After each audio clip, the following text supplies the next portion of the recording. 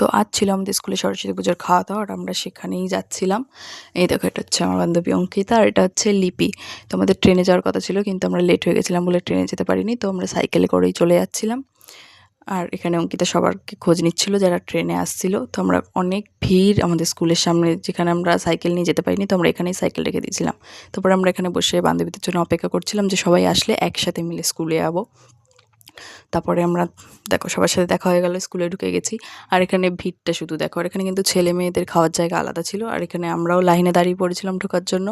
আর এখানে দেখো আমার বান্ধবীরা প্রত্যেকে দাঁড়িয়ে দাঁড়িয়ে কিন্তু ফোন দেখছে, সবার হাতে ফোন, সবাই ফোন দেখছে। তারপরে আমরা ঢুকে পড়লাম খাওয়ার ঘরে, বসে পড়েছি। এখানে ম্যামরা সবাইকে পাতা দিচ্ছিল। তারপর আমাকেও পাতা দিয়ে দিল ডিমের টেবিল।